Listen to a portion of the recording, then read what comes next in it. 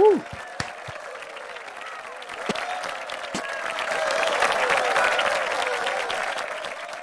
Or, alam ko hindi matatapos yung palakpakan nyo guys eh. Pero magandang gabi sa inyong lahat. Happy Monday as always. Ayan. Inaantay ko pa kasi yung mga tao sa page makantahimik pa sila. Pero mukhang tayo. Hi kay Lian, sorry. Kay Lynn Roblas. Si Tristan Serrano. Si Johnson. Bro, Johnson Moreno. Good evening sa'yo. Sir Ariel Pagulayan, watching from Guam pa rin. Malapit na umuwi ito eh. Direct, baka may pasalubong ka kay Sir Ariel. Ibili na natin. Magka-size tayo. Pwede, no? Size 9 pala to si Direk eh. Hi, Jose. Happy Monday sa'yo. Diba? Guys, let me know if you're watching. Tahimik kayo eh. But yeah, please comment dun sa comment section natin where you're watching from. Kamusta na kayo guys? Parang tagal ko nawala. Kasi, ano ba? Kasi last week. All of last week wala pala kami nila direct. So yun. Kaya ano. RJ, good evening sa'yo. Cecil, happy Monday. Guys, again, let me know kung saan kayo naroon ngayon. I hope you guys are doing well. At ready na yan. Jevilyn, happy Monday from Laguna. Si Janelle de Guzman. Good evening, Janelle. Melody. Sino to? Si Neneng and Tata from Zamboanga. Oy, si Mary Joy from Muntinlupa.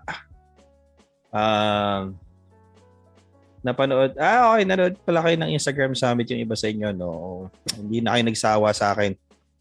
Ako na naman nakita ninyo. Anyway, so if you guys are watching on the community, inside the community rather, please tag away, tag people na manonood nito. And if you're watching on the page, make sure to share our live this evening para malaman nila na we're going live. Or actually, we are live. May special guest tayo, celebrity tonight. So, sana excited kayo. And no, but more than that, biroan lang namin yun, mga celebrity. But more than that, of course, as always, we bring you interesting stories ng mga freelancers nakasama natin dito sa community and sa tribe, and we share some of the things na ginawa nila to be able to jump, not exactly jump, but go to where they are right now sa freelancing journey nila. So if you're excited and if you know someone who's gonna benefit from that, then please let them know by sharing the video or tagging them sa community. Or if you're on YouTube, please follow. Instagram yun eh. Please subscribe. And like, yan, nagsasalita na siya, naririnig nyo na siya. Tapos, yeah, make sure to click the bell icon para ma-notify kayo pagka live tayo or may bago tayong content. Hi, Chelsea. Hi, RJ. Harlia. And RJ from Batangas. Stacy from Bulacan is watching as well. Si Joy May. Happy Monday sa'yo. Okay, kung hindi ko kayo mabanggit, parang babalikan ko, I'm sure. Babalikan ko na mabanggit kayo. Yan. Anyway, so, ilan na ba tayo? 1940s. Yeah, good number. Tag nyo pa rin yung mga kilala nyo. Share this so people can watch. Ka-antips. Oy, kapitbahay ko pala ito si Leah eh. Leah, saan ka? Let me know kung saan ka dito sa Antipolo. Para pag minsan, magpag-grab ka naman. Diba? Cheska, hello. Yan. Padamihin muna natin yung mga tao kasi I really want you guys to watch tonight's episode. No? Kasi I'm sure, as always, lagi ko naman sinasabi, marami makaka-relate sa story ng guest natin, pero maraming mommies dyan na who are looking for ways to augment yung income siguro nila sa family, or maybe nagkaroon ng struggle during the pandemic, losing jobs siguro, so kailangan ng side hustle. So this is a very good episode to watch. Kasi yung guest natin is gonna share exactly how she got out of that rut, ika nga, na she wanted to earn a little extra for her family. And mamaya malaman natin yung kwento niya. Anyway, shout out daw sa Heptad 97. Ay, manonood yung mga taga PFL. Shout out sa inyo dyan. Also, quick reminder, guys, we've been open for over a year. So yung Tribe, our flagship program, our paid flagship program where you learn everything that you need to know about starting and growing your own freelance business. You learn all the strategies, nandun yung mga scripts, yung mga templates natin for how to connect to potential clients, and we have coaching, mentorship, accountability, lahat, basically lessons. It's all there. That program is still open, so you can find out more about how to join the tribe. It's called the Freelance Movement Tribe, and simply by commenting with the word tribe dito sa live comments natin, we'll have somebody reach out to you to fill you in on the details on how you can enroll dyan sa tribe. So open pa rin siya, guys. May mga nagsasabi na hindi na raw open, pero unless we say so, it's gonna remain open for the next foreseeable future. Kami magsasabi kung hindi na siya open. Okay. Ayan, dami na natin. So I think it's about time we bring out our guest. Yan, ready naman na yung guest natin eh. Nahiya ako sa guest, grabe yung lighting ng guest natin. Yung akin medyo kailangan ko na ng lighting dito sa bahay. But anyway, our guest for this evening is somebody who helps businesses optimize their brand reach and business profitability through influencer marketing. Usong-uso to ngayon no? Influencer marketing. Let's find out how she got into this, paano siya nag-umpisa, how it's going so far. Let's all welcome Mich. Parang artista, one-liner yung pangalan. Hi, Mich. Mich. Diba? Hello. Kamusta? Okay naman. Okay, may gusto ka bang munang batiin sa mga nanonood tonight? Meron ka bang mga na-invite to watch yes. our interview? Well, syempre unang-una sa Alon Tribe Alon, yan, under Coach Junji. Hello sa inyo. Kasi shinare niya kanina sa group chat namin. Tapos yung triplet ko, kasi I lead a triplet under Coach Junji, which is Atomic Tips. Ayan, kila Vincent, Sandra, Pau, Tielira, hello. Tapos, sino pa ba? Yon, yung mga PFL accountability ko. Yan, kasi we do coaching sessions weekly. Oh, yung current PFL batch ha? Yes. Pero nice. for coaching sessions lang. Got it. Okay. So, marami ka palang mga rep-ups sa PFL. Si Lira pala kasama mo, no? We recently interviewed her as well. Hindi ko alam kung alam mo yun. Oo. Yeah. Okay, cool. So, maraming supporters to si TL Mich from inside the tribe. Anyway, we're happy to have you. Kagaya ng sinabi ko kanina, of course, we're going to be talking a little bit about yung journey mo sa freelancing, and hopefully a lot of people can find value in your journey and yung mga pinagdaanan mo. What are some of the things that you had to maybe sacrifice and go through para makarating ka to where you are right now? And it's a very interesting story because of course nabasa rin naman nila yung teaser natin, because you used to be, well, you still are a housewife, diba? Yeah, and that's the good thing about your story is ang maganda dun is you didn't have to give that up in order for you to find supplemental income for your family. But before we go to that, okay, teka lang, sorry. Ayan, pakitag nyo guys. Keep tagging people, keep sharing yung video natin to anybody who you think might benefit from watching yung story in the Mich this evening. All right, cool. Oh, by the way, guys, you're welcome to ask questions kung meron kayong gustong itanong kay Mich, specifically about yung journey niya sa freelancing, how she got to where she is today. Halimbawa, all throughout the interview, may mga bagay na gusto niyong itanong. Feel free to do so. Just comment sa comment section natin. I'll try to filter or field the questions. Basta relevant, we'll try to ask those questions kay Mich. Ready ka na, Mich? Yes. Okay, cool. Well, chill lang naman tayo dito. Hindi naman to parang Miss Universe tanungan portion. So, chill lang tayo. Well, first of all, I'm sure everybody's interested as well. How did you get started sa freelancing? Would you mind sharing with us the story how you got started?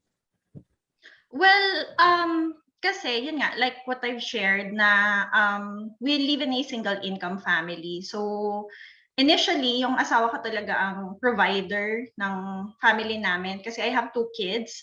And ayun, full-time ako sa kanila and I'm also breastfeeding yung bunso. So, talagang kailangan full hands talaga ako sa kanila, sa kanilang dalawa. Tapos ang age gap nila is 2 years lang. So, yun. Tapos wala rin kaming helper, ganyan. So, husband ko talaga yung main provider talaga. Tapos, yun. August 2019, actually birthday niya yon. Nag-ano siya sa akin, sabi niya re-resign na siya. So, sabi What ko... year was this, Mitch? 2019. August 2019. Okay. Yes, August Okay. 2019. Tapos birthday niya. Tapos sabi ko, well, ako naman, like, okay, sino ba ako to stop you? Especially parang wish mo yan sa birthday mo kasi isi-send mo yung resignation mo sa birthday mo. Kasi nga, yung level siguro ng stress and toxicity ng trabaho, hindi na niya kaya. Tapos, sorry, would you mind telling us, kung okay lang kung okay lang. I mean, if you guys aren't comfortable sharing, anong ginagawa ng husband mo before IT you manager. resigned? IT manager siya Oh, sa... okay. So, kaya he was able to talagang provide for the family. Pero nung time na yun, syempre ako, kinabahan ako kasi nga, single income family kami. So, pero ang sabi ko na lang sa kanya, okay lang yan, sige, hindi tayo papabayaan ni Lord. Tapos, yun nga, pinarender siya ng 3 months, last day niya November 30. Okay. Tapos, akala namin, madali na lang siyang parang makakahanap ng work. Yep.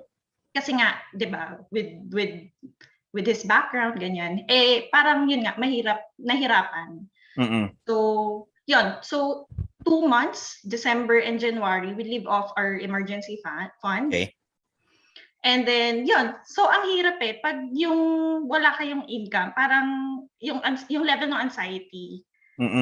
Ano talaga, tapos yun nga, nag-aaway kami, ganyan. Syempre, nag-worry ka na pero teka, I have a question for you. So, ikaw ba, like, after, I'm assuming, of course, nag-university ka naman, college and all.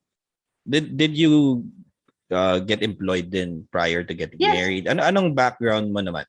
Call center.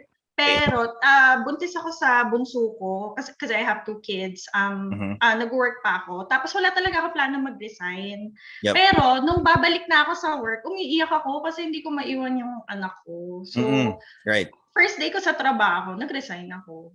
Oh, first day after coming back from yes, kasi parang leave. Kasi mina-mindset ko na sa sarili ko na na babalik talaga ako kasi gusto ko talaga yung ginagawa ko that time. Tapos, yun na, nung umalis ako, emotional ako. Tapos, kasi yung sa panganay ko, hindi rin siya parang sa akin lumaki kasi nag-work din ako noon, ganyan. Okay. Tapos sabi ko sa second child ko, parang, ang dami kong pangarap ko magpa-breastfeed, pangarap ko mag-baby wearing, pangarap ko na maging hands-on sa kanila, ganyan. Tapos, yun, sabi ko, sige, yung asawa ko naman is okay naman siya. Sabi niya na kaya ko naman kayong buhayin, ganyan. So, ano ka na? Kaysa parang miserable ka na babalik ka sa work tapos umiiyak ka, ganyan. Tapos hindi mo na naman mararanasan yung lagi mo sinasabi na gusto mong maranasan bilang nanay. Right.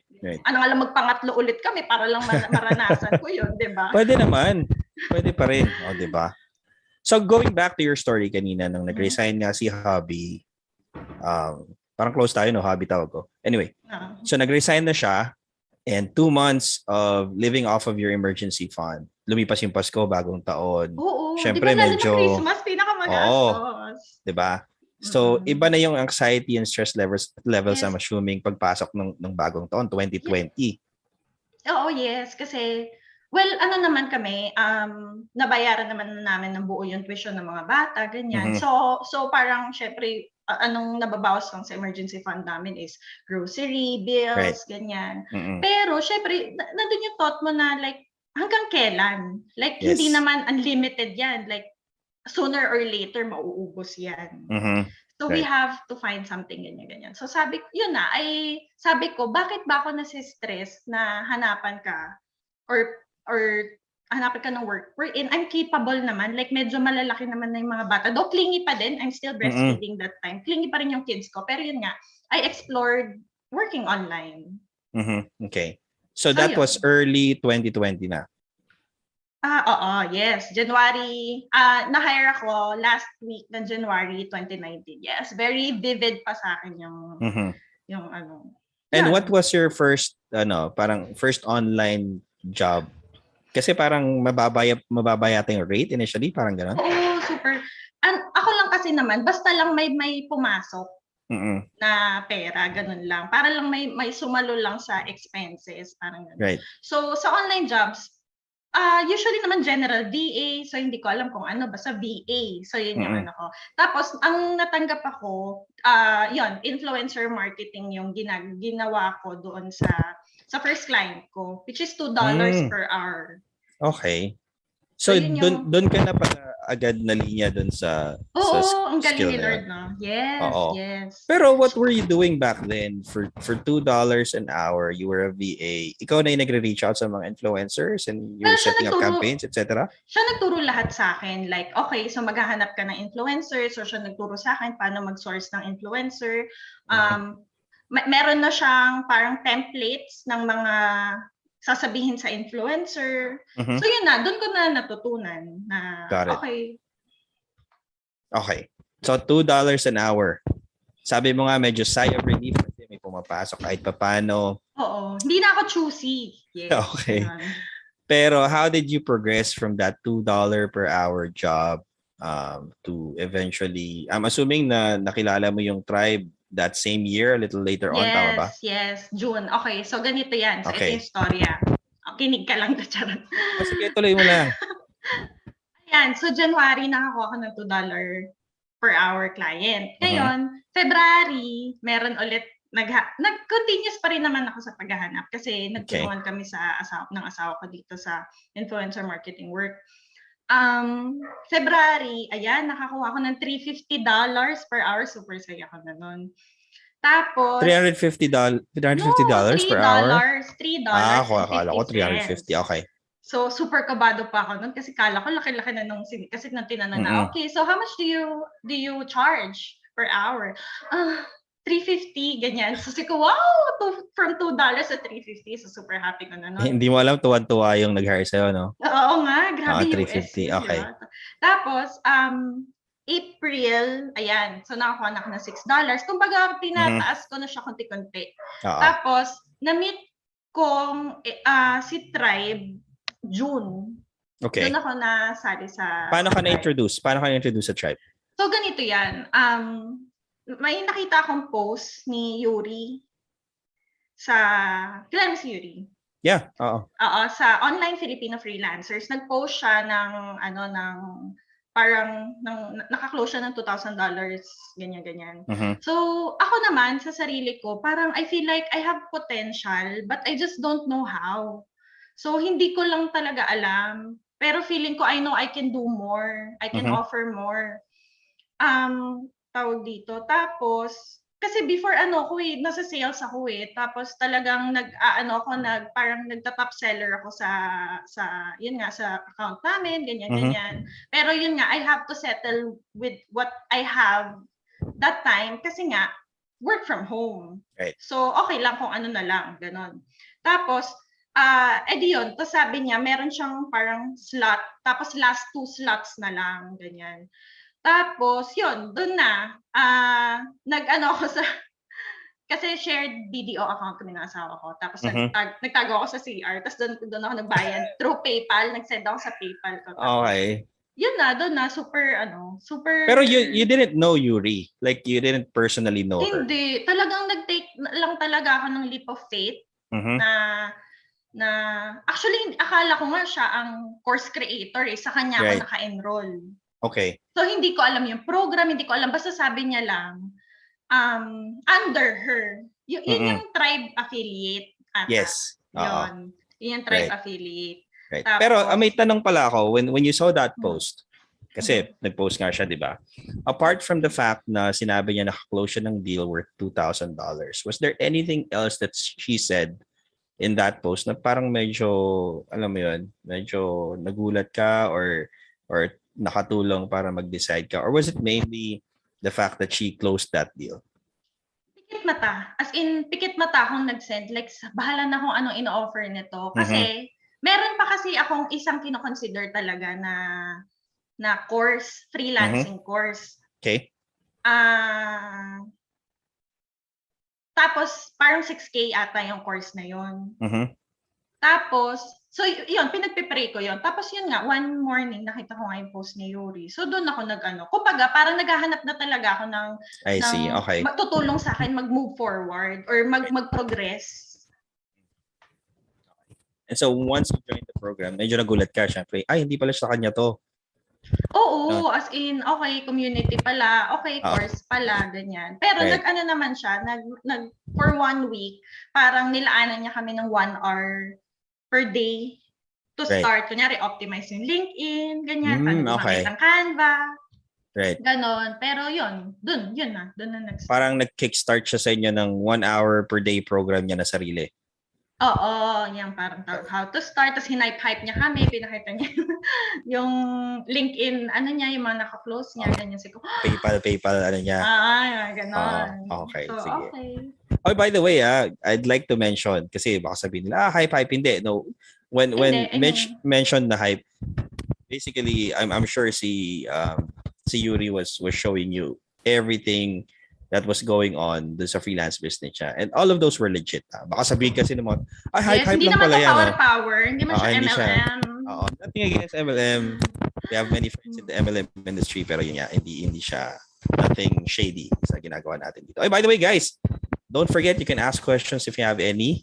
You can comment kung medyo nakakapiting sa nangyayari kay Mitch sa buhay niya. And the next question I wanted to ask you, Mitch, was, obviously, 2020, a lot of things happened. Diba? Hindi pa natin nasama dito. Syempre, kasi nag-start ka sa freelancing around Feb of that year. And then, of course, everybody knows, nag-lockdown tayo ng March, diba? Yung impact sa iyo and your decision to really pursue freelancing, yung fact na nagkaroon ng COVID, ng lockdowns and all of that. May special story ka ba about COVID and your decision to go into freelancing, or was it pretty much set ka naman na from the start of the year? Hindi, actually, yung nangyari sa amin ng pandemic, like I have to work from home, yung kids kailangan mag-homeschool, tapos yung asawa ko rin work from home, ganyan. So parang sa akin kasi dream lifestyle yun. Matagal ko ng pangarap talaga mag-homeschool. It's just that I don't have the guts to homeschool my kids kasi nga takot ako mag-fail. Kasi ako yung magiging teacher nila, parang ganon. So parang na-force ka into that, so that parang, situation. Lord. So this is the perfect time to parang, okay, wala na tayong excuse. Right. Parang yun, sobrang blessing. Tapos work, sa akin din. Yun, maganda yung nangyari, yung mga opportunities na nagbukas ng... Galing. So I'm assuming, syempre, once you got into the tribe, naglinger siguro sa isip mo yung nabasa mo na post ni Yuri, of course. And add to that, pinakita niya na rin kung ano yung mga ginagawa niya to be able to get there. Tinarget mo ba talaga specifically na parang I want to be able to do the same thing, na makapag-close din ako ng ganito, or at least malapit man lang doon sa amount na nakita ko na pinost ni Yuri? Was that something that you consciously were thinking of when you got inside the program? Gusto ko lang mag-charge ng mas mataas than $6. Parang yun lang talaga. Like, how? Wala kang figure in mind, kumbaga? Wala. Basta more than $6 man lang, malagpasan ko to, okay na yun, parang gano'n. Oo. Tsaka yung less hours, actually, ang kalaban ko talaga is yung oras. Kasi as in talaga, okay, I'm earning this, pero I have multiple clients. Pero as in talagang, yung ko, nakadikit na lang talaga ako sa upuan. So, hindi talaga sa amount eh. I'm after the lifestyle na I can have time with my kids, I can have time with my husband, I can have time for myself. At the same time, I can work, I can homeschool, I can do other things. So, yun talaga. So, sabi ko, I can't be a slave ng pera ng oras parang in exchange of, pera. Oo, yeah. And we say that all the time sa loob ng tribe nga, di ba, na marami rin naman kasi they're not necessarily after big money. A lot of people are after, just to earn at least siguro a little more than enough to be able to provide for their family. May konting leisure. Pero most of the people din naman na nakakausap namin who are interested in, in maybe joining the tribe or maybe doing freelancing is gusto talaga nila yung time nila. Yes.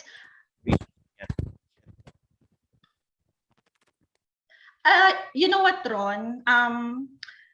Hindi naman lahat tayo hindi pare-parehas ng gusto eh. We don't want like BMWs, hindi lahat tayo hindi tayo nag-aasam ng 500k a month. Yep. Lahat tayo hindi tayo nag-aasam ng mansion, or we don't want the same person. We have a different version, all of us have a different version of what successful is. So pwedeng ako personally, ang pangarap ko, I want to live in a tiny home. I want to be a minimalist. Yung parang very intentional ka with things. I want to travel. I want to be a digital nomad, traveling with my kids with a backpack. That's what successful is for me. So yun nga, it's the lifestyle talaga. Right. Galing. I hope a lot of people heard that. Kasi nga, sometimes we tend to associate success with monetary wins. True. So, medyo reframe natin yung success. It's being happy with your life.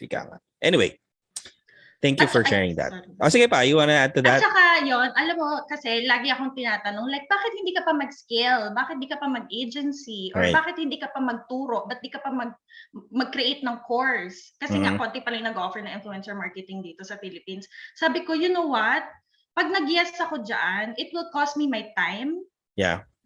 And my sanity. Wherein in every yes that I will make, may bagay ako masasacrifice. Yes. Right. May trade-offs lahat yan. Exactly. O, diba? Pwede na natin tapos yung interview dito. I'm sure marami na pick up doon. Pero syempre, a lot of people are interested pa rin doon sa part na, we can't... Nawala yung audio mo. Sorry. Is it good? Okay, cool. May problema tong wire ko. Anyway, so what I was saying was, syempre, hindi rin naman natin maaalis na maraming tao rin talaga are attracted to freelancing because, and especially tayo nga, the kind of freelancing that we advocate, we always tell people na you can charge higher. And there's nothing wrong with that din naman if people want more money. So interested sila syempre malaman how you got your first wins sa loob ng tribe. Diba? So kwento mo sa amin how you progressed from when you started, ano yung mga naging struggles mo, and how you were able to reach your first few wins. Okay. Actually, matagal ako naging, matagal yung talagang yung big breakthrough ko. Like, siguro after 8 months pa ako nakaklose ng $1,000.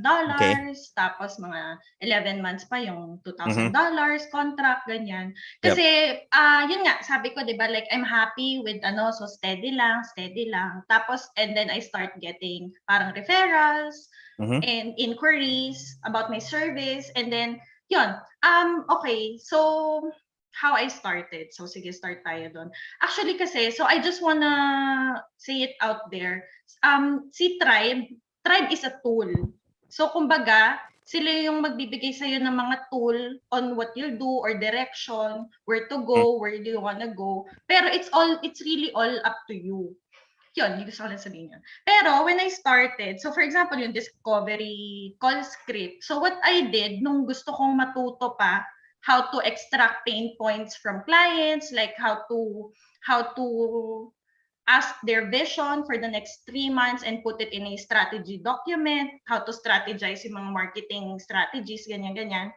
It took me a lot of discovery call. As in like first discovery call, in a day, minsan nakakabook ako ng 4 na discovery call just to practice. So, kunyari, first discovery call, part 1, first paragraph nung discovery call script, and then hanggang sa nawala na yung yung parang tinatawag nilang butterfly sa stomach na hindi na ako sobrang pinakabahan. Ganun yung mga ko, I have to be uncomfortable talaga for me to be able to learn. I have to experience things.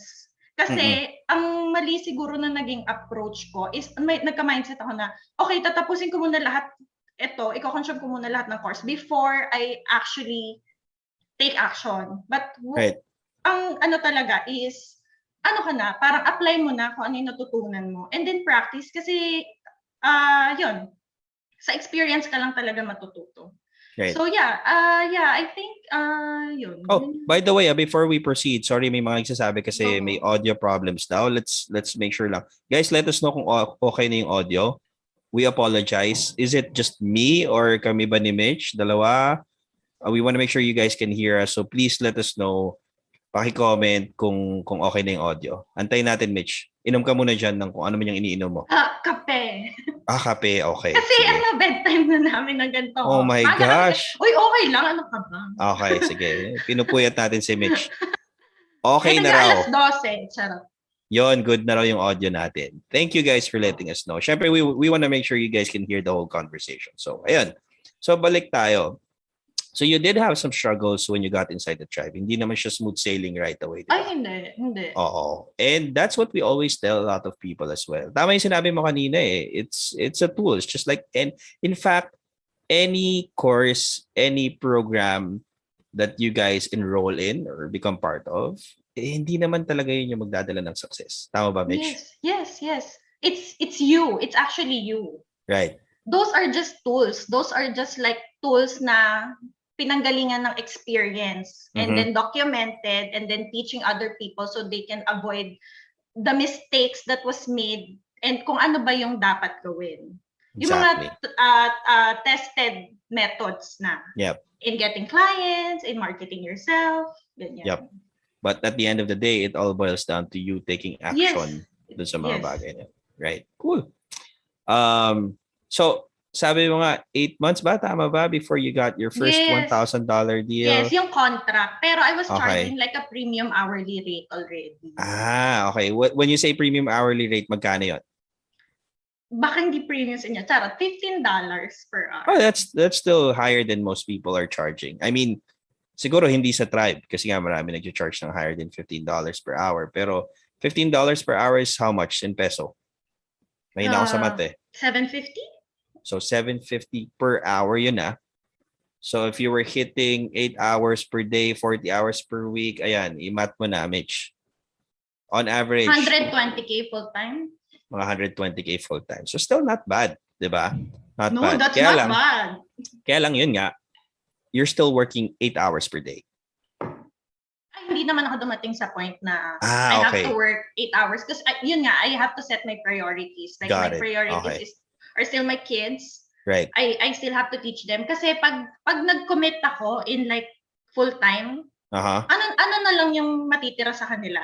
Like, right. Anong energy ko pa yung So, ilang hours ka doon? When you were charging $15 per hour, ilang hours on average were you doing? I go max 6 hours lang. That's my max. Even until now, yes. Even until now, I only work 6 hours. Okay. That's interesting. I wanted to ask you that kasi so nauna ba na, I'm guessing nauna na sinet mo na priority is yung time worked rather than the income that's coming in. Tama ba? Yes. Because that's what I'm after. Okay.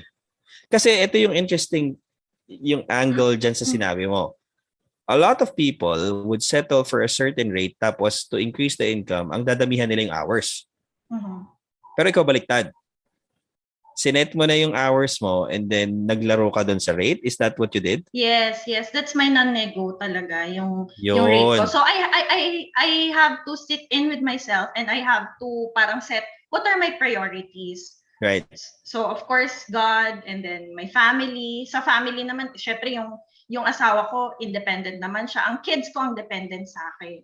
Yep. So, of course, my kids muna and of course, they're learning. And then, yun na, yung work. Right, work na yung sunod. Okay. So, ang galing na. I mean, that's a very interesting way to do it. Siguro for people who might be listening right now, if you haven't, kung hindi kayo part ng tribe and all, maybe you can try playing with that. You know, yung ganong klase ng idea na set the hours initially. Doon kayo, yun yung fixed. and then, increase the rate para na-hit nyo pa rin yung gusto yung income. I mean, that's yes. something that people can kind of experiment with. So maganda, at least na-share mo yung point na yun. By the way, before we go any further, guys, if you're watching right now, if you're interested, any least bit interested in what we're talking about dito, mamaya medyo share pa ni Mich yung mga detalye ng what she had to do to be able to get those premium deals. But if you're interested in learning about the same principles, same strategies, tactics, tips, everything, the Tribe, our flagship paid program for freelancers, is still open. Okay? You can join simply by commenting with the word Tribe dito sa live interview natin, and we'll have somebody reach out to you, one of our success managers. Mag-message sila sa inyo. Check your inbox, check your message request folder.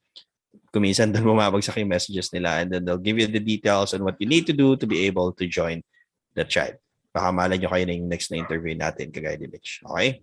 So, you started June of 2020. Yeah. So it's been about a little over a year and a half. Tama ba? Or almost. Nag-renew na ako sa Tribe eh. Right, almost a year and a half. Correct. How has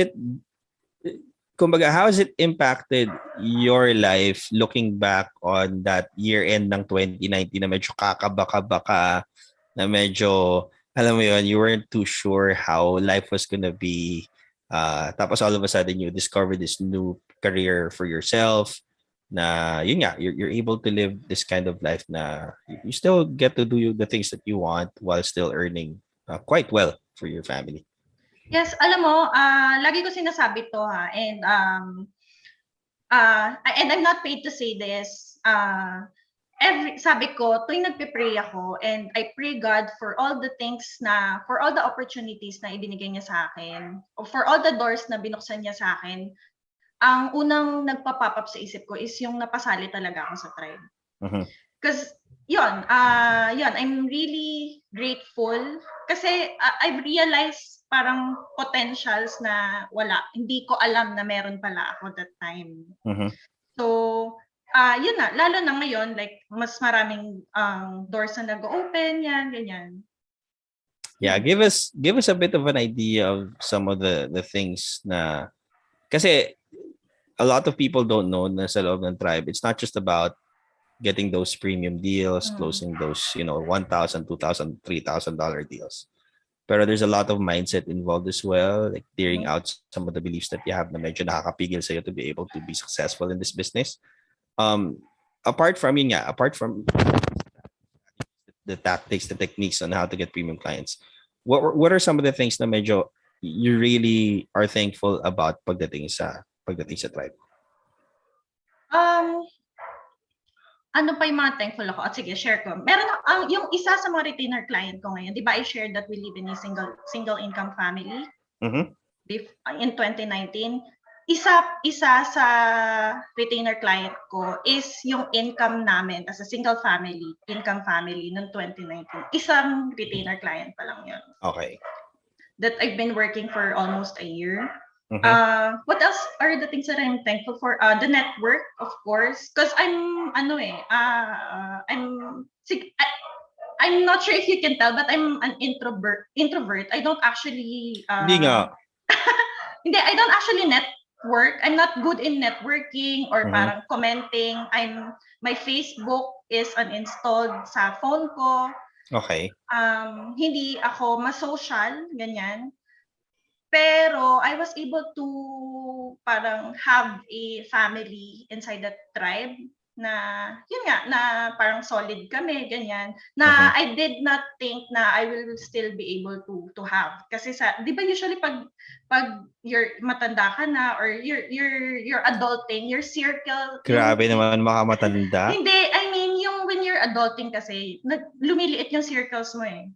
Kasi of course everyone's experiencing their own issues in life.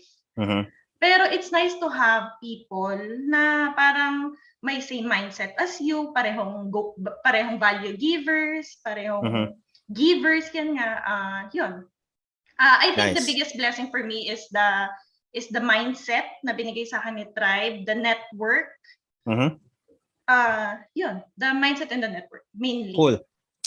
Kasi nga I'm so happy that you said that kasi nga a lot of people usually they think pang ano lang yan, pang medyo extroverted personalities. Hindi ko kaya mga reach out yung mga ganyan-ganyan na tinuturo Yes. sa tribe. Baka mahirapan lang ako, baka hindi ko rin magawa yung dapat kong gawin. Pero sabi mo nga, you yourself, self-professed na introvert, and beyond the strategies na nakuha mo sa tribe, it is the network that you've built with the people inside. And yun nga, yung mindset that you have about this business na nakatulong talaga sa'yo. So yeah, teka lang meron lang tayo. Sino to si Vincent? Kasama mo ba to? TL daw niya yan. Oo. Pag pinush ka niyan, pusher ka pala. Oh, 'di ba? Introvert pero pusher. Okay. Now, of course, I'm sure a lot of people are still interested in how you were able to get yung kasi nilagay natin sa teaser natin yung $2,000 deal, no? Okay. I know you're not big on yung income and all, pero syempre, yung question mark sa isip ng mga tao is how did she manage to get that while working 6 hours a day? Tapos yun nga, ang priorities mo pa rin talaga weren't exactly yung getting clients, but more of yung family pa rin. So, can you briefly tell us lang paano mo nakuha yung na-close yung deal na yun? Okay, so my first 2,000 deal was from Upwork. So parang nag-send sila sa akin ng invite stating na they need 2 influencers. Okay. And this is their budget. So yun, so we hop on a call and then discovery call, ganyan. Actually, yung rate na yon hindi naman talaga 2 influencer lang ganun nakalaki. Feeling ko lang yun kasi ang biggest deal ko in the sense na hindi sa amount but sa deliverables. Because imagine they're only asking for two influencers that in a week, like I'm generating like around 20, 30, 50 influencers for my clients. Pero sila they're just asking 2 YouTube posting from an influencer. Tapos yun yung budget nila. So parang gaano kabilis mo ginawa yung trabaho for them? Okay. So I set the parang email kasi I will set the email, I will introduce the company, sasabihin ko kay influencer na ito yung deliverables, tapos I collected names of influencers na klase ng influencers na hinahanap nila. Yep. And then we reach out to them. And then so maraming nag-reply. So I have to filter yung top 2 na magbibigay ng best result para sa campaign. So I have to choose the top 2 and then yun na. So 1 week tapos na yon, na-close ko na. And then 2 weeks yung content production. Okay. So yun na. Parang waiting game na lang. When you say content production, you are involved in pala in setting up the content na ilalabas ng influencers for that company, parang ganun? Hindi. While closing the deal, so okay, so these are, parang ito sample content na gusto kong makita, ganyan. Oh, okay. Parang, pero yung conceptualization, of course, that's their own creativity kasi they know their audience more. Got it. Okay. So, kumbaga sa madaling salita, it wasn't really a lot of work involved. Yes, as in talagang premium siya in a sense ng deliverables talaga. Like, grabe. Kaya kung gawin yun na habang natutulog. Parang ganon. So, I'm assuming nakakailang ganon ka na deals kasi dali-dali lang sa'yo nun. Ay, hindi. Yun yung biggest deal. Pero yung usual deliverables ko talaga ng $2,000 is around 500 to 1,000 influencers generated. Dami Okay. Generated, pero hindi naman lahat yun mag-yes. So like we have like 10% conversion rate. So pwedeng 50 to 100 influencers closed. Yeah. Galing, di ba?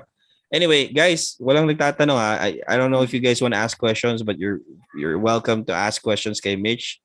Baka may gusto kayong malaman more about what she does. Yun pa nga, about her journey and all. So just let us know dyan sa comment section kung may mga tanong kayo. Pero also, I want to quickly remind everybody, open pa rin yung tribe. If you want to be part of it, just comment with the word tribe. Super quick lang to. Comment with the word tribe. Ayan na si Maricel. Si Maricel is sending out messages to people na nag-comment. So check your inbox, your message request folder. Nandun yung message ni Maricel. Make sure to respond to her para mabigyan namin kayo ng details on how to become part of the tribe. Ayan, nag-hello si, hi daw, sabi ni Tony Baradi. Okay, hello daw kay Mich. So yun, so ang galing ng story rin ni Mitch, and I think what really parang for me the best part about your story is hindi ka na-drown, mali yung term ko, hindi ka masyadong na-lure into the monetary side of freelancing. Parang for you, it's more of, this is just my way of taking care of our needs, pero priority ko pa rin talaga is making sure that I really physically am present for my family. Parang yun yung, yeah. Share ko sa iyo yung yung routine namin kasi yung bunso ko very clingy pa rin siya sa akin, like hindi siya natutulog nang hindi kami sabay-sabay ganyan kasi so may kasalanan kami sa kanya kasi hindi pa siya natutulog ngayon. Gising pa siya hanggang ngayon. Oo, aantayin ka niya, okay. Yun nga. So ang ginagawa namin, so parang set to sit na kami ng 7 o'clock in the evening, ganyan. Tapos I will wake up at 2 a.m.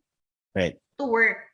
So, matatapos ako ng 8 a.m. and then doon sila gigising and they won't even feel na nagtrabaho ako. So, parang I'm still there like their full-time mommy, parang ganon. Almusal na kami, ganyan. Tapos 9 o'clock, homeschool na kami, ganyan. So, parang hindi nila ako nakikita nag-work. Actually, mahirap din kasi magtrabaho nang gising yung mga bata kasi may magpapahugas ng puwet, may manghihingi ng pagkain, may sobrang ang daming demand. So, parang nawawala yung focus sa trabaho. That's why I talagang prefer ko rin talaga magtrabaho sa madaling araw. Pero I think that's the gift sa kanila na parang di man lang nila nararamdaman na working ako. Parang ganon. Siguro pag tinanong nila, paano kaya kami kumakain? Paano kaya nila nabibili na hitman tayo. Parang ganon. Hard assassin pala yung nanay nila sa gabi. So, tirador pala ng kliyente. I think that's a blessing talaga na gift talaga. This is like a dream lifestyle for me. Yun, simple lang naman pangarap ko yun nga. Cool. Well, we have a few questions that came in now. Hindi na sila nahiya magtanong. Let's ask a few before we wrap up yung interview natin. Si Borgie is asking, kasi nga daw introvert ka, paano mo raw na-overcome yung pagiging mahiyain mo during the first few days? I think nabanggit mo naman kanina, no? It was like a few questions at a time lang muna.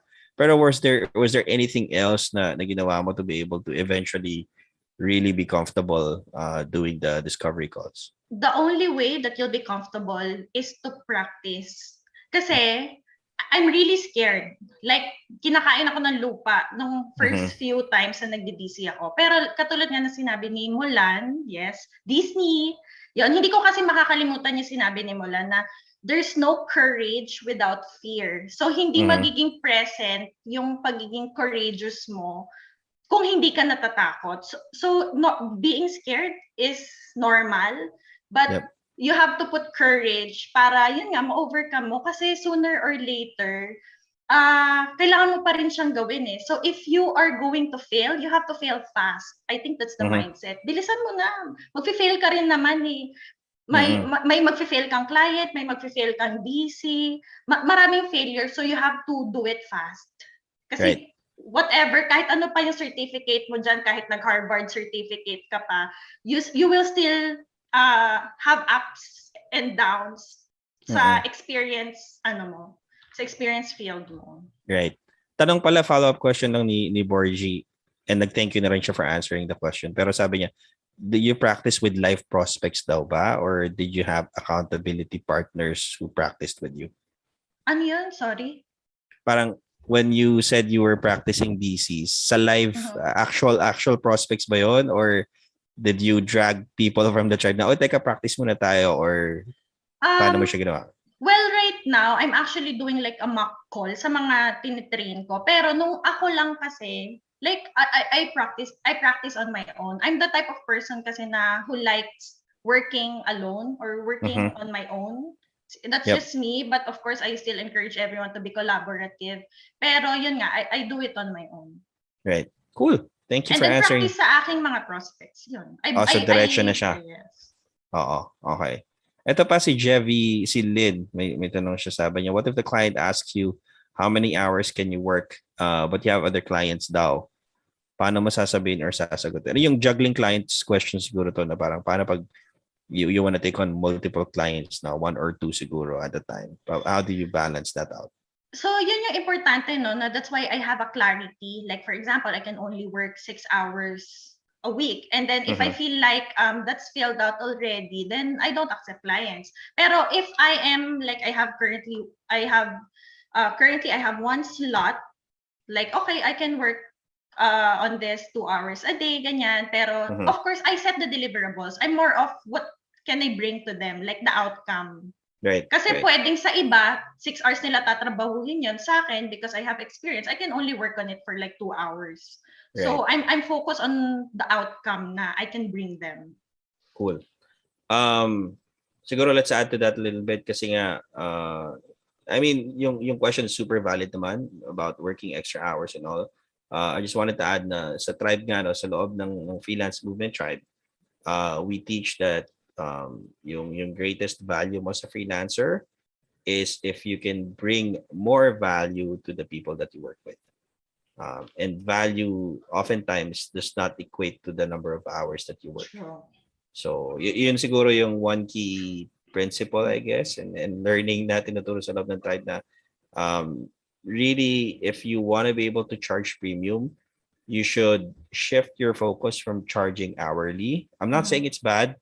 I'm saying, people do that. A lot of people do that. But what I'm saying is, yung kagaya ng ginawa ni Mich, if you want to be able to work less pero still get paid more, then you might want to consider shifting your focus from yung hourly work to value-based deliverables na tinatawag. So, and value-based na pricing na ginagawa sa loob ng tribe. So, yun. You want to add more to that? Yan, gusto ko lang i-share na I think one gift na binigay sa akin ng tribe is I'm able to to know if I'm the one who will be able to help the client. Kahit pa ang budget niyan like $3,000, pero hindi, right. I don't feel like that I'm the person who will be able to help the client. Okay, you know what, client, hindi kita matutulungan or hindi, I don't think na ako yung hinahanap mo. So I can refer you to someone I know na ganito yung inaano. So right. I think yun importante na yun nga na tayo talaga yung hinahanap ng client and talaga yung focus natin is to help, to give value. Yeah. So rather than just filling in the hours, 'di ba? Parang hindi, at saka pag, sige, tinanggap mo yan, mapag-aaralan ko naman, tapos hindi mo pala na-deliver yung nag-oo ka, diba? So, right. Yeah, that's that kind of mindset or being able to say no to certain opportunities na kahit nakakasilaw na is actually a gift, diba? Right. Cool. Thank you for answering that question. Anyway, siguro before we really wrap up, and it's been a pleasure talking to you.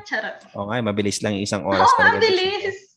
Pero I'm sure everybody who watched this episode, and lalo na siguro yung mga kagaya mo ng mga mommies din who have children that they need to take care of, and priority pa rin nila talaga yung raising their kids and raising their family. I'm sure marami silang natutunan sa'yo. But siguro before we really close this interview,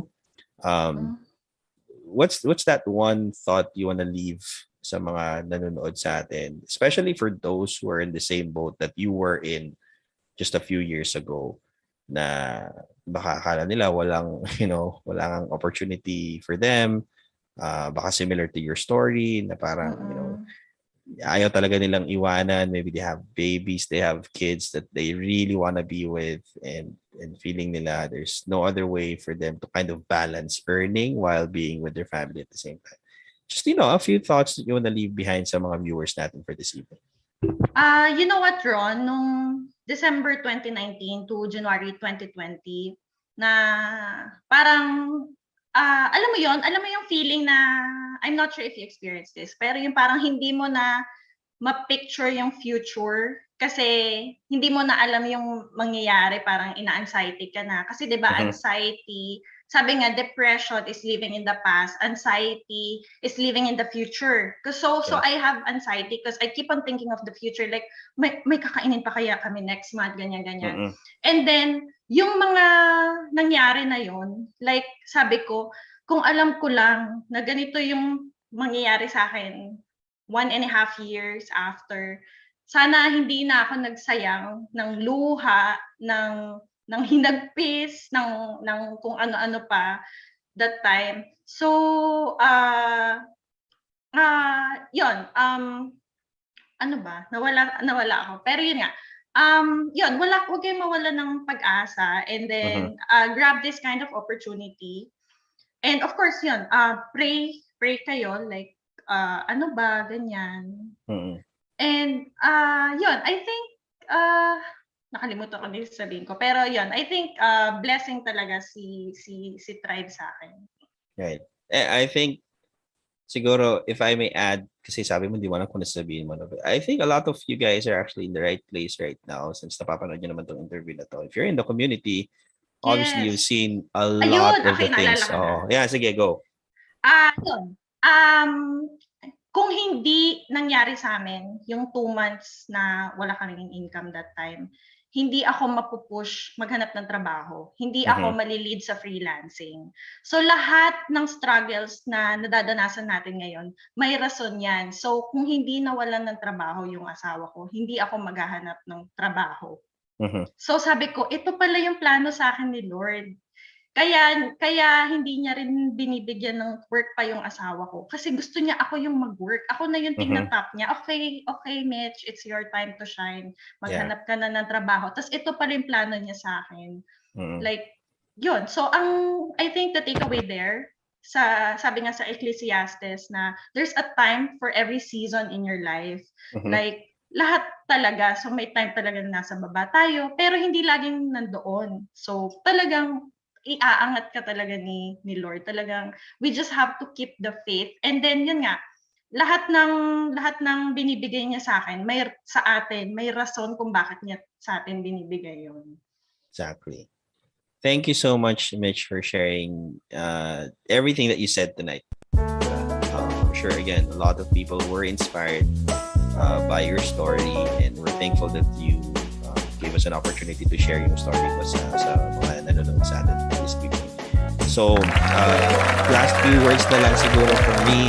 Guys, again, if you are interested in learning about ano yung mga sinasabi namin dito ng mga principles, strategies, mindsets na kinakailangan for you to be able to start or grow your freelance business, again, the tribe is open. You guys are welcome to learn more about it. Kung gusto nyo mag-join, simply comment with the word tribe dito sa live interview natin, and then we'll have our success managers, and dyan si Avi tsaka si Maricel are waiting to respond to your comments.